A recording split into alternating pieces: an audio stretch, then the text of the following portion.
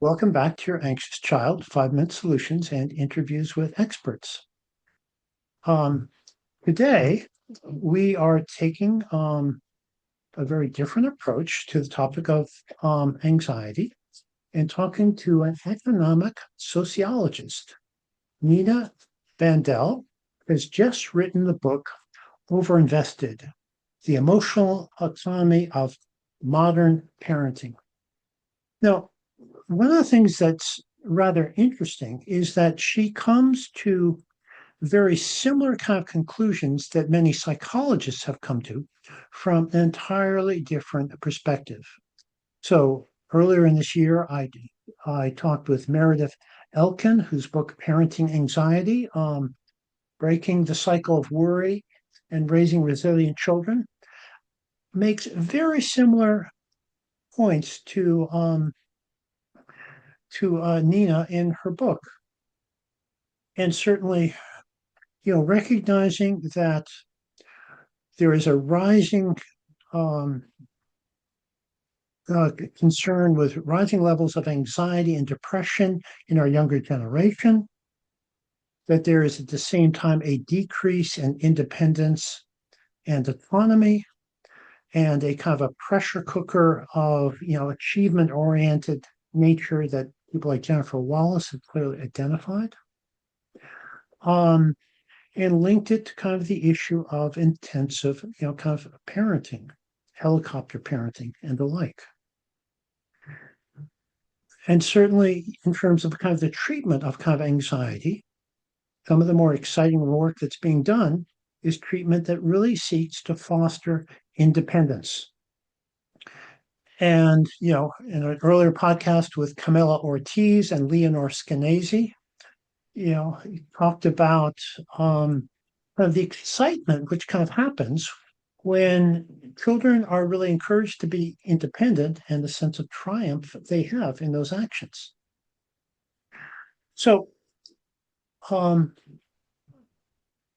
and I certainly see that as a kind of a clinician as part of my, every week. So it's really then interesting to see that somebody coming from a very different vantage point can come at it with using slightly different sources of information, come at very similar conclusions.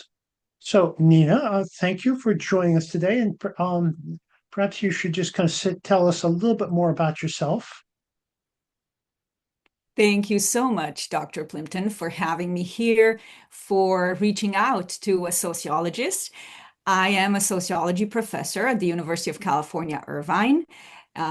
For decades, I've been studying a particular aspect of sociology, and that is how social forces impact the economy. To be blunt, I often say that I love money.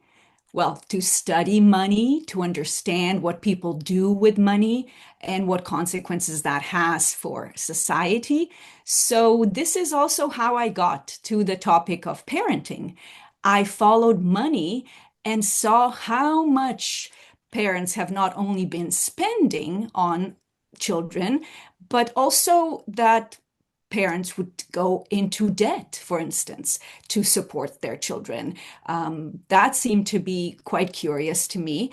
And I wanted to understand better how our society has changed to understand why is it so important to devote so much money, so many financial resources, financial assets, different kinds of financial instruments.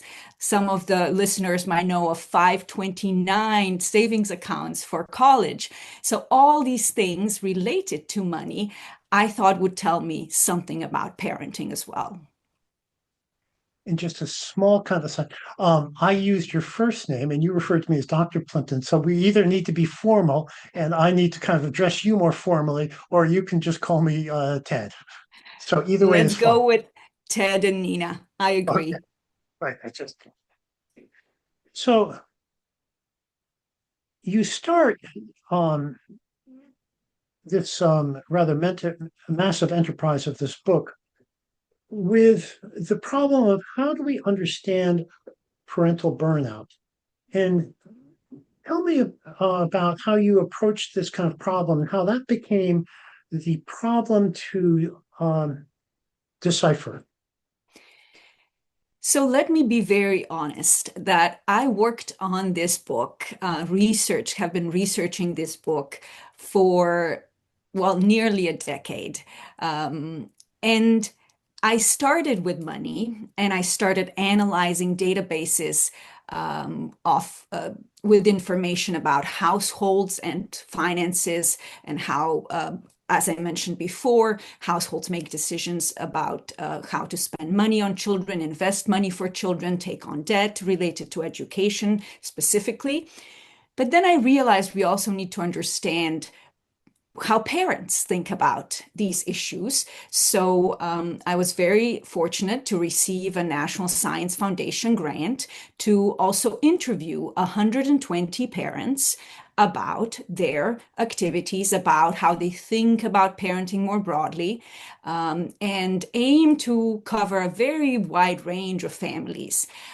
Sociologists often focus on middle-class families. So it was very important to me to understand this wide spectrum across socioeconomic class, across racial backgrounds, across religious, political persuasions. Is there something that parents have in common?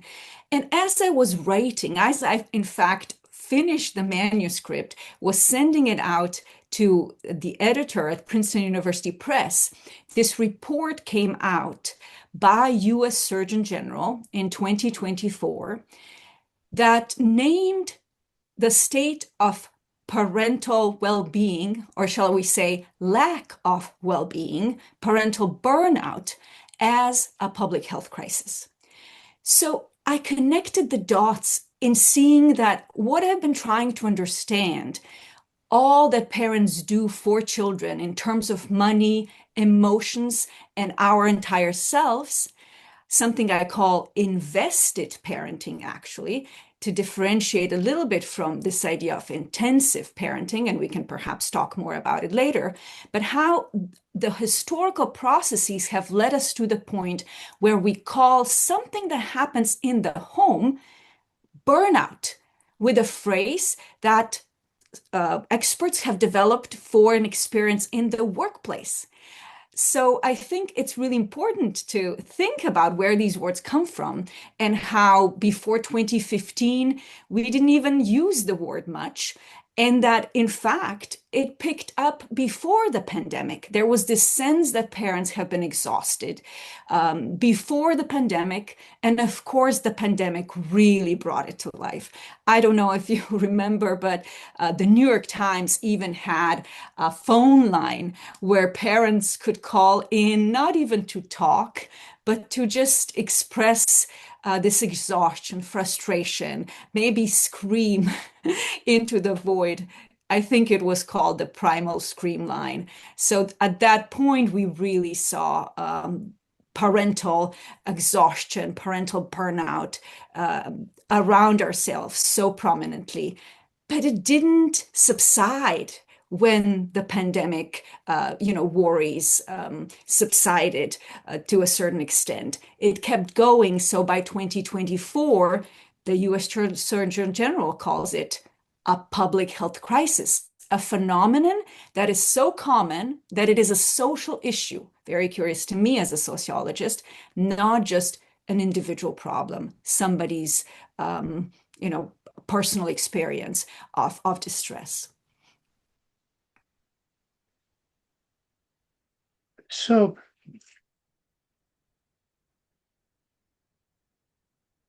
how did you begin to kind of tease about, this rather massive problem? How did you, and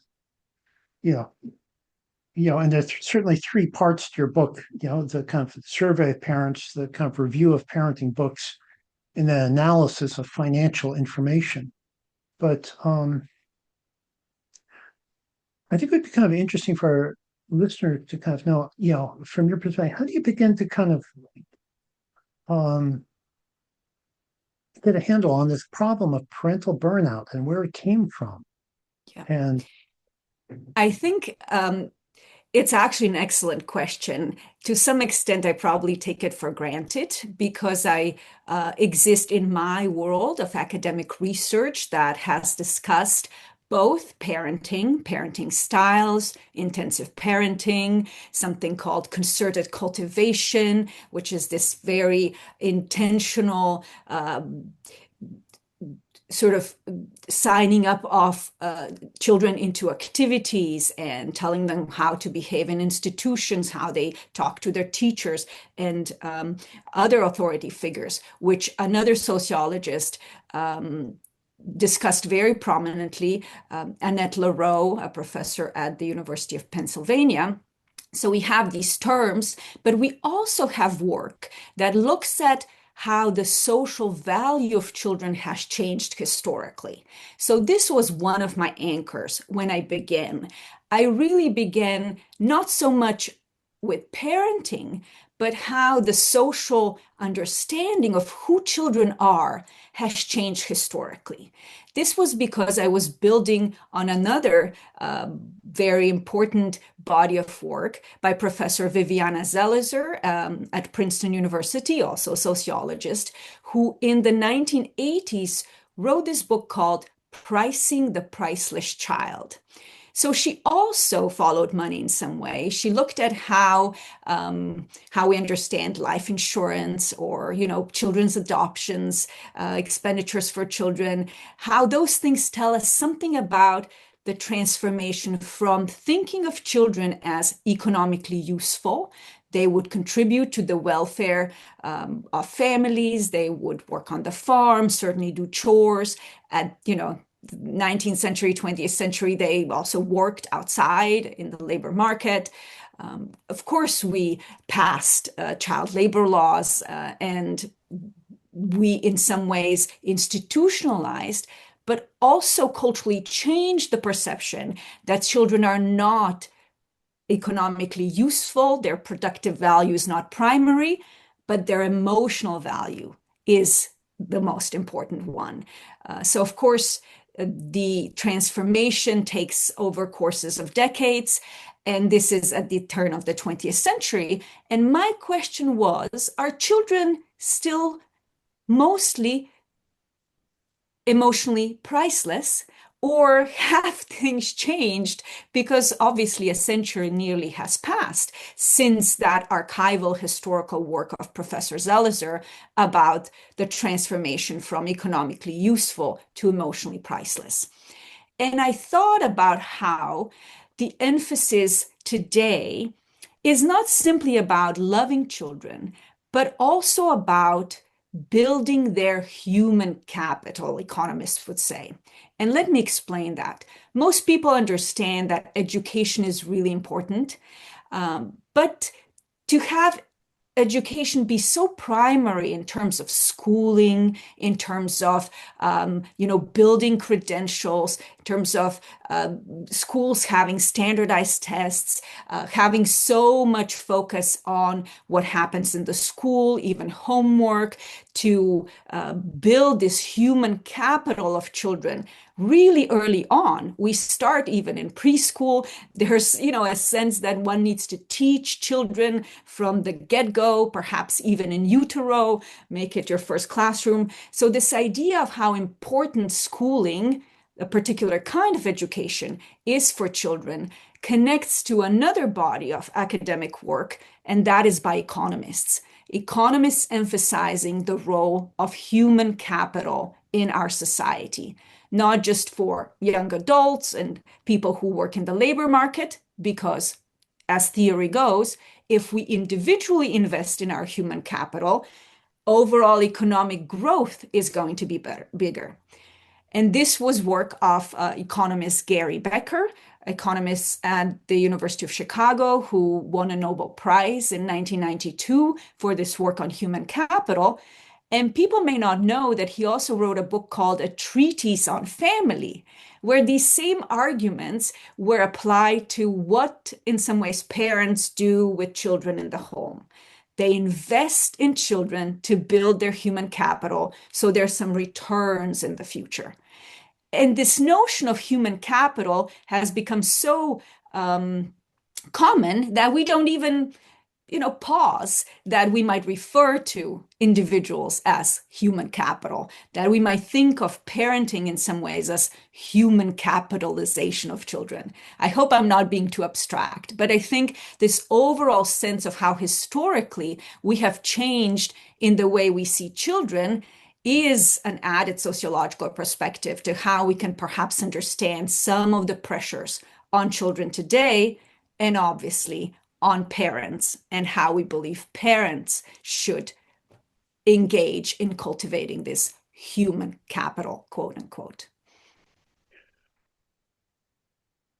Well, I'm not sure all the parents in my audience are going to be able to are going to need a little help, with some terms.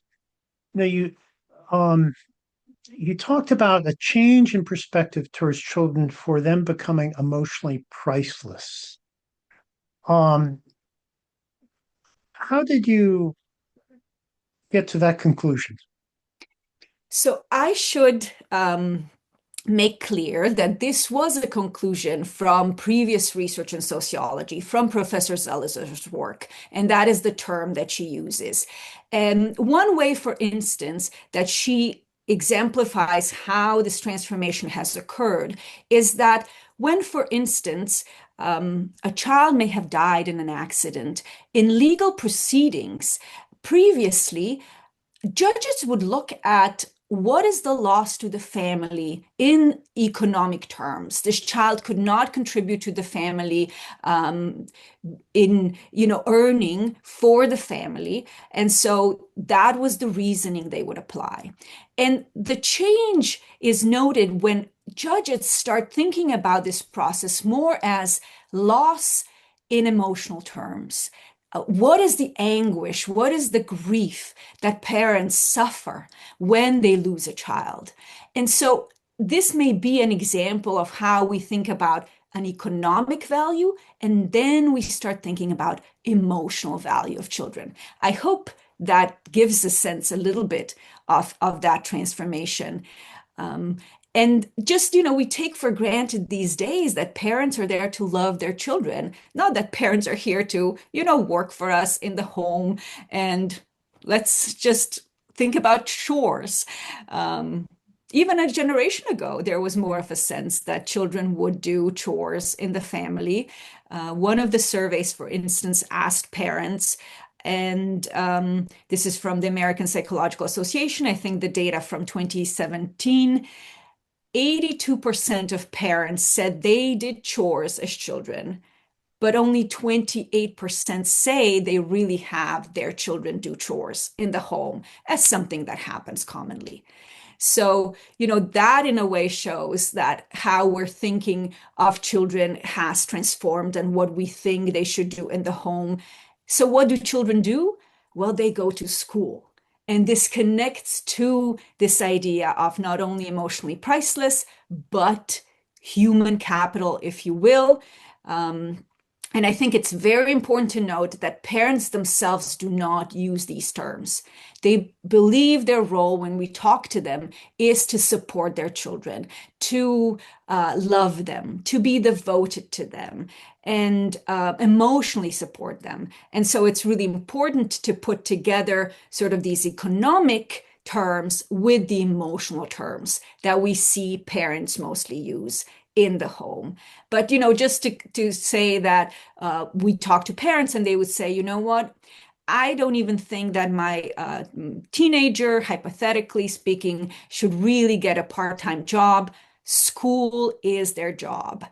So that kind of thinking, right, moves us not only from the kind of economic productive role of children in the home, but again emphasizes how school is the primary concern of parents for their children. I was thinking of your book when I was at a recent meeting of a kindergarten student who was struggling with his behavior. And it just struck me, it's clearly a behavioral issue, not a, academic issue.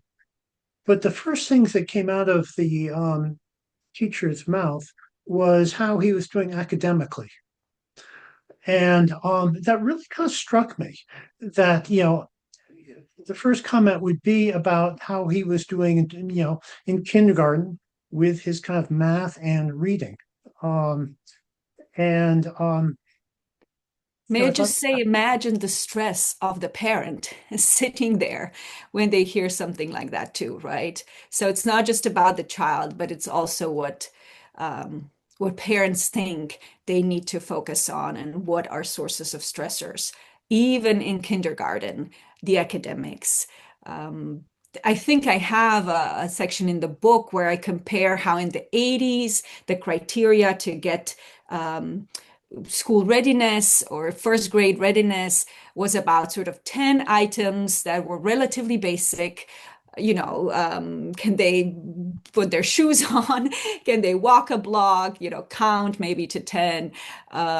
There's probably more specificity to this, but certainly not as much as in the 2020s, where there's a list of maybe 100 items on some schools' boards that is a checklist of first grade readiness and is very academically oriented, to your point, Ted, about that situation.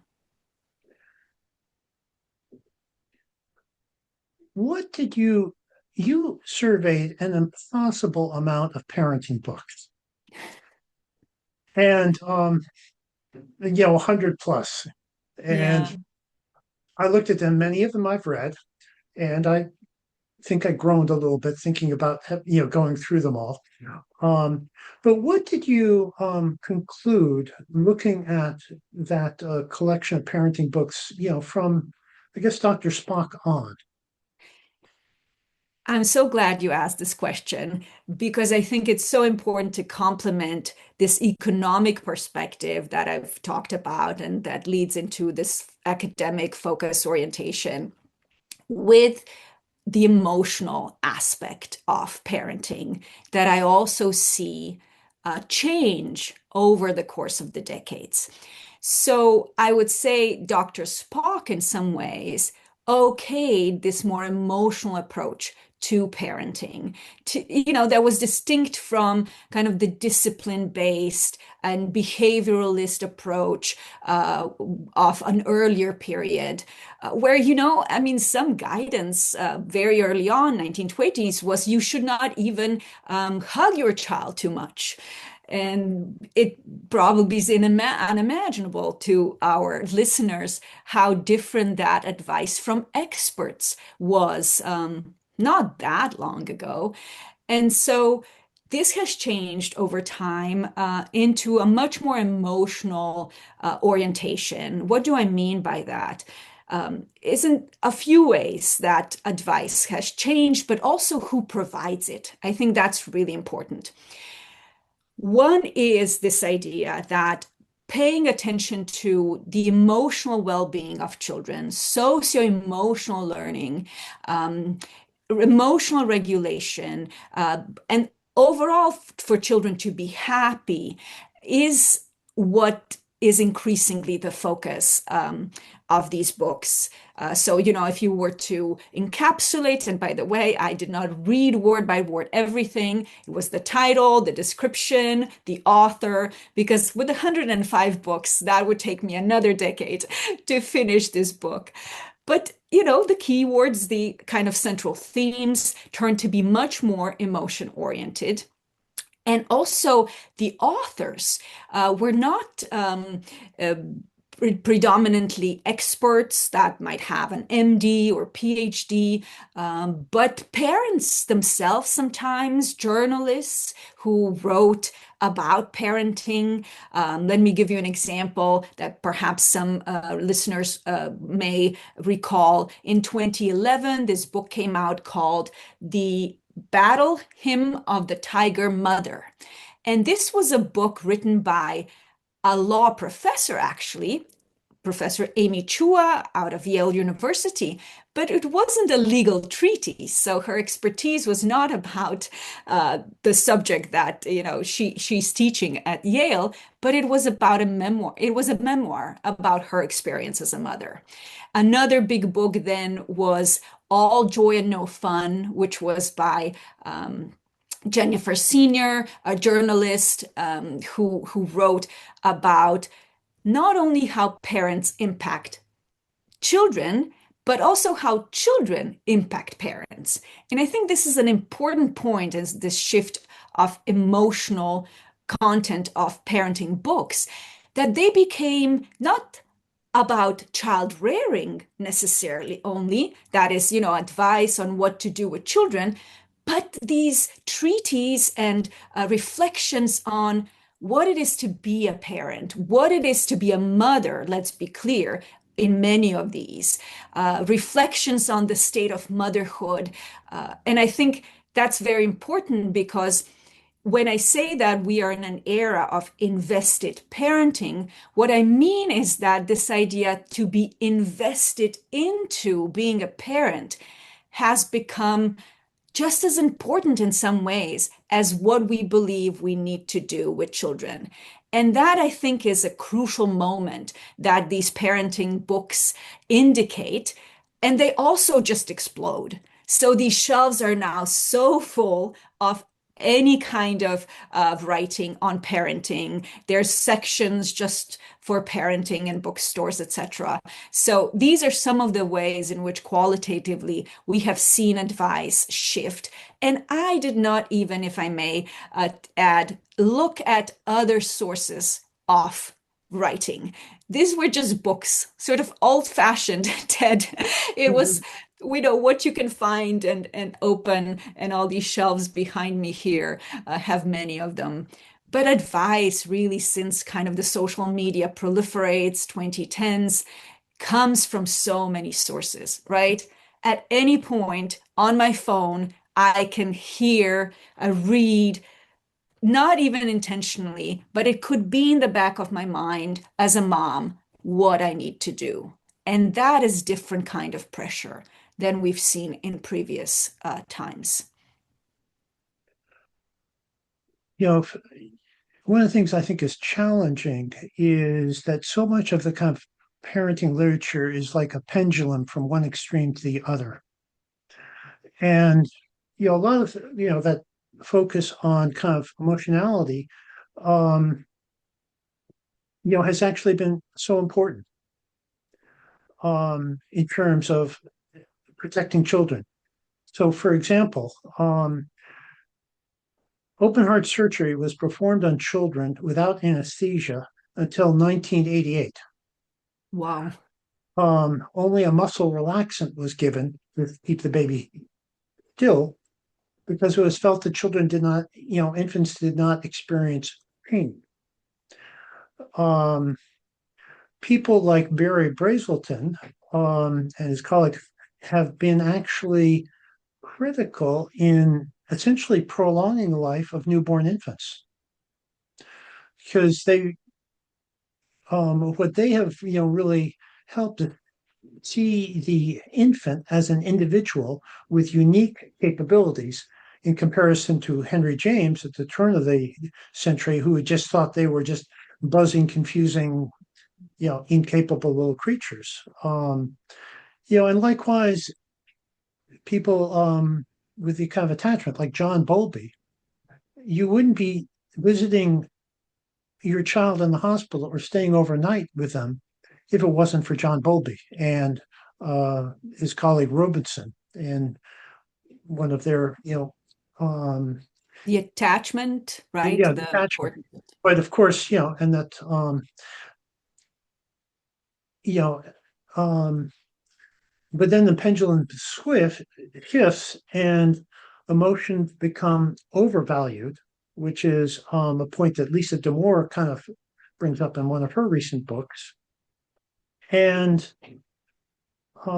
what is forgotten is, for children, is the transitory nature of feelings, that feelings become too important for all concerned.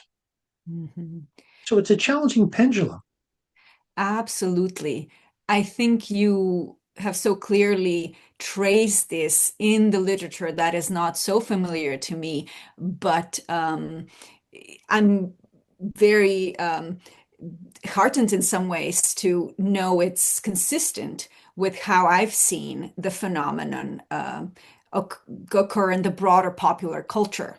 And some people refer to this as intensification of therapeutic focus in life. I call it emotionalization of life, where emotions in some ways become the moral authority. And, you can make an argument if you feel something, that's sufficient as a statement.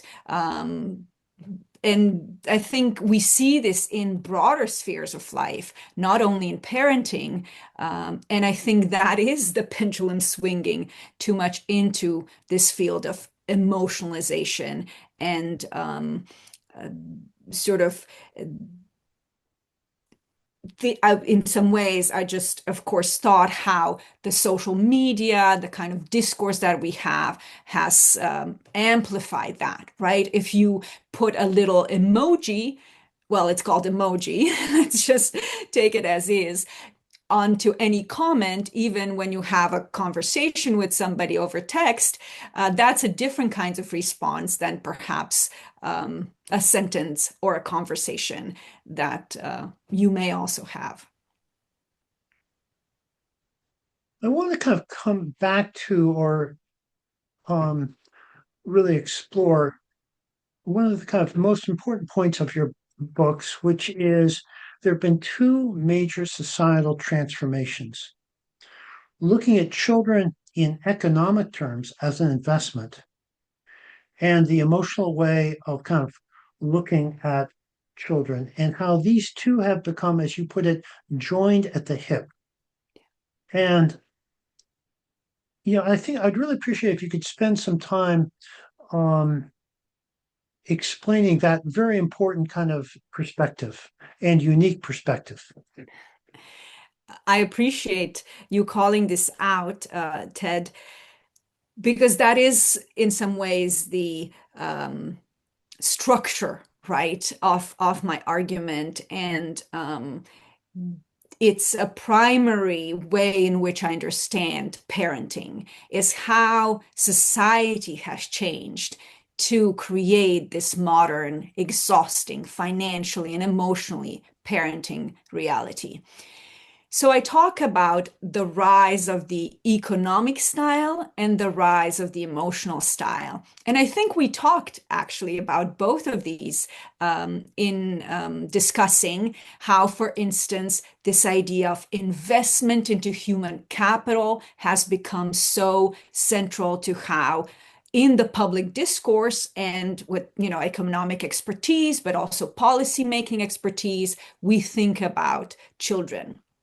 At the same time, I talked about how these messages, cultural messages from the parenting books and the broader changes in discourse, Oprah Winfrey shows, discussing of feelings, then kind of overemphasis perhaps on emotions as moral authority is happening at the same time. So why are they not in conflict is my question. Because in some ways, when we think, from the gut, pun intended, I guess, about economy, about money, about investment, it seems so foreign and so distant from intimacy and feelings. How could they be joined at the hip? When in our mind, it's sort of like, well, economy, money, maybe something even profane, and then the sacredness of our intimate bonds. If they come in contact, couldn't they, in fact, harm each other rather than support each other, as I discuss in the book? And when I use this idea of emotional economy, that's what I meant, that these forces go hand in hand. And truth be told, both of them are very focused on on individuals' investment and sort of what are the consequences of those investment processes. They could be monetary, but in fact, they could also come back in psychic income is the economic theory too. So the idea that one would do things economically because they bring emotional rewards is not strange in many ways through that theory. So I would say that because money can be used to express love. And what we do with money, and parents would tell us they go to great sacrifices sometimes, but it's the extent of their love. They don't think about that ruining their relationship to their children by having to take on debt, by perhaps having to make some trade-offs, not, spend for themselves, not put even for their retirement, put their children first. This is the way that the economic reinforces sort of this intimate bond that parents express. And that's perhaps, you know, um, when people think about this in what they actually do with their own children, it may be clearer than when we think about it theoretically, so to speak. So parents see how what they do economically is very much not antithetical, but consistent with how they want to express their love, especially in society, and that is a very important point, where there's intensification of the economic. That is, we have all these finances, financial instruments, we have growing costs of tuition, childcare costs. So much about parenting is about money. So for parents to understand that and not resist it, they sort of feel it's their own responsibility to use it to show love. I hope I'm signaling something here that I think is also pernicious, because if we take all these financial burdens on our own shoulders because we believe that makes us a good parent, that has different consequences for how we think about society and what perhaps we could ask in terms of social protection, social safety net, how we could share these burdens of investment for children, not simply on parents' shoulders, but what is a broader responsibility that we have for them.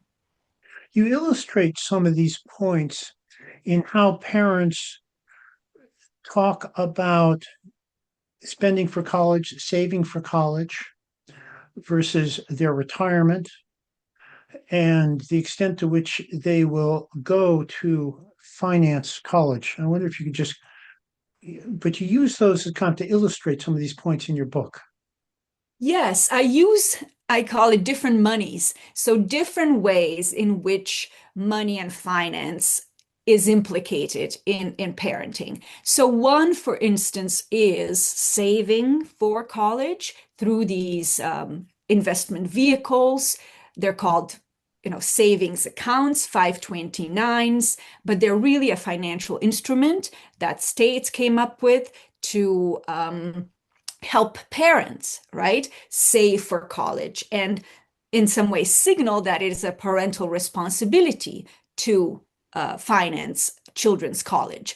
We're not talking about making college more affordable broadly, but we're providing a financial instrument that parents sign up for in some ways. I remember when I was taking some education classes, financial literacy classes here at my own university. One was about saving for your children's college.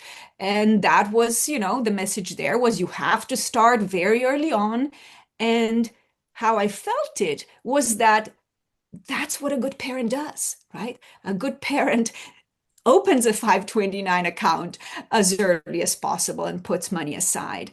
But this instrument is not as widely accessible or even possible in terms of how financially sustainable it is for families to put that money aside across most of the families. It's really just the top 10% of families that would have 529 accounts.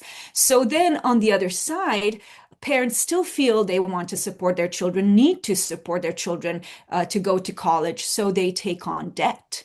And so we have another financial vehicle, the PLUS loans, the parental loans for undergraduate students, a federal program where parents can take on loans.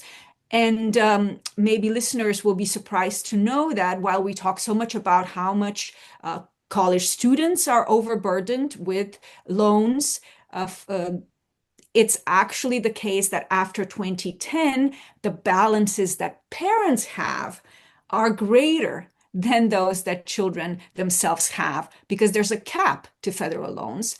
But parents not only take on these plus loans, but they could take on a home equity loan, they could take a private loan, they could put more on the credit card. So there's multiple ways in which, parents today can be burdened with debt that is quite unsustainable for a lot of the families. One of at the end of your book, you talk about the demise of the parenting commons. And I thought that that was a very good, almost summary concept for all of what you've been kind of talking about. And I wonder if you could just talk about the demise or the loss of the parenting The commons. tragedy, I The, even call it. the tragedy of the parenting commons, because it seemed to kind of encapsulates a lot about what's going on, about the inequities that are going on, and the strain it puts on families. Yes, and I think it follows up on these points, perhaps too detailed, that I made about all these financial instruments and the investments and the debts.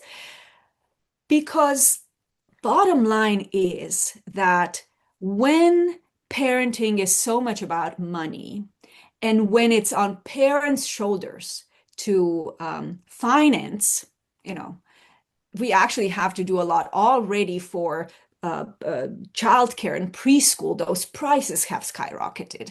And then I talked about college, but it really is financial burdens on families. Now imagine when parents have to shoulder them themselves, some parents can do quite well because some of these financial instruments, in fact, are pretty savvy. You could put money aside if you take a loan, that's with less interest, when you have more resources, when it's kind of debt, good debt in many ways. So well-to-do families in some ways benefit from having all these financial instruments that one could manipulate if you would like.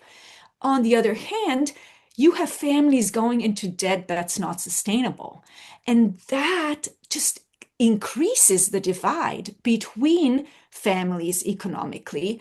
And so we have not thought about it that way. We know that inequality has increased in our society, and not only increased, but it's very stark and intense.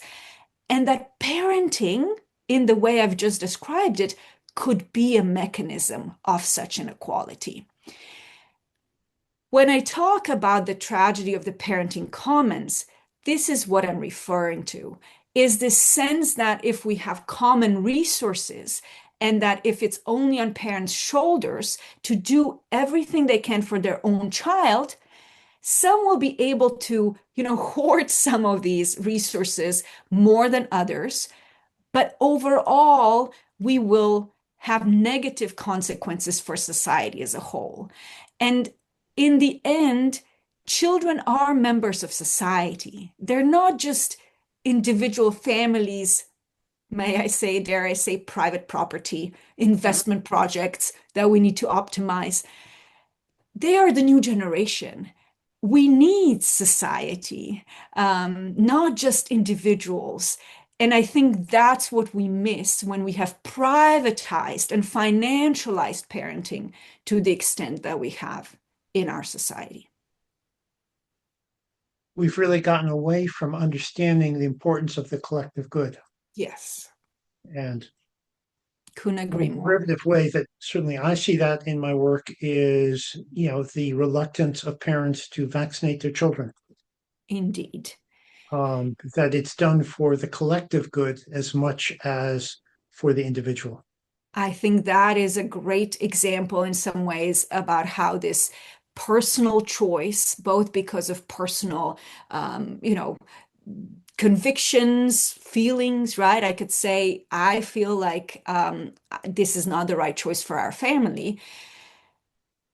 but it is not just an individual family's choice when it impacts the community, the broader society, because these are socially implicated decisions.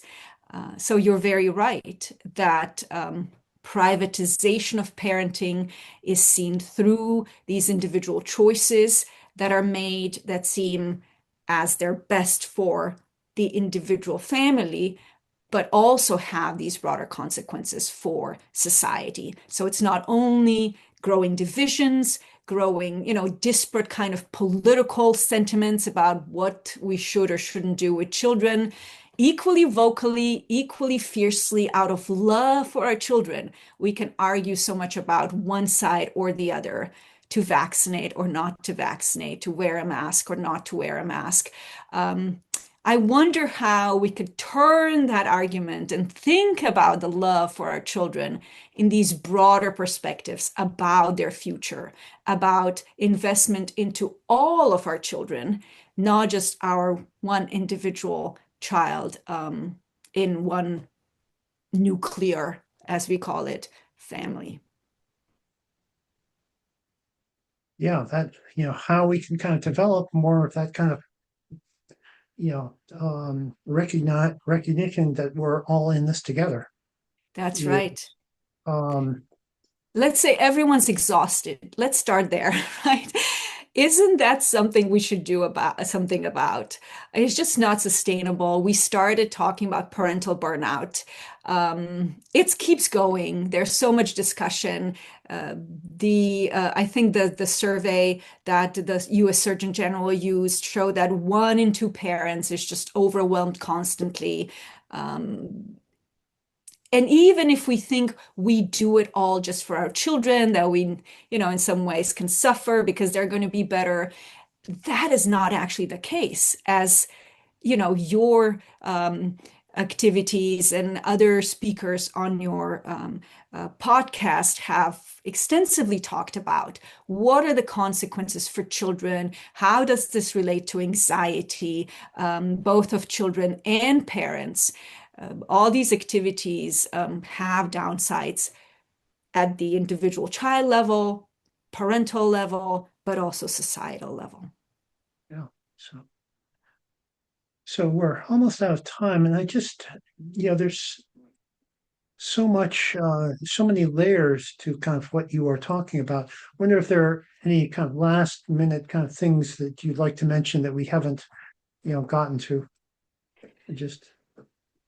Well, let me follow up on this thread of is there something parents do? And I think by understanding that social forces influence how we even feel about what we need to do with our children, but also these systems of finance and education. The importance of social context cannot be overstated. But it's also that social norms are collectively produced. And that, if for a parent to think that I cannot do less because this makes me, kind of failing or not doing enough, and I will impact my child's future and I cannot take that risk, to perhaps think that by scaling down somewhat, we're not only helping our own family, but helping to change these norms and make it more okay for other families to also follow suit. I think that would be an important message to convey. Don't do it just for you. Think about doing less for society more broadly. We can help each other in changing these norms, and reimagining how we raise children is the first step for us to then call on, public policy to help us with institutions. But I hope, that's one of the sociological lessons we can learn. Well, Nina, thank you so much for helping us become a little bit more aware and cognizant of the social context in which we are parenting, because it's hard to step back and to kind of see it. It's so easy. And all of the things you talk about in terms of it's so hard for the most thoughtful parent to resist getting that extra tutor or that extra, to not get caught up in the excitement or the pressure.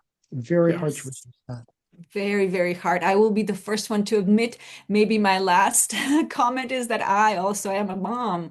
I've Right. been parenting, doing this, and writing the book. I will be the first one to admit how hard it is. But, down the line, I keep saying to myself, my child is not an investment project. And if they live and grow up more on their own terms, that is actually good for them. Right. Great. Well, thank you so much. I appreciate this opportunity, Ted, and look forward to more conversations across these different perspectives that we bring to such an important topic as children, anxiety, and how we care to make lives better. Thank you.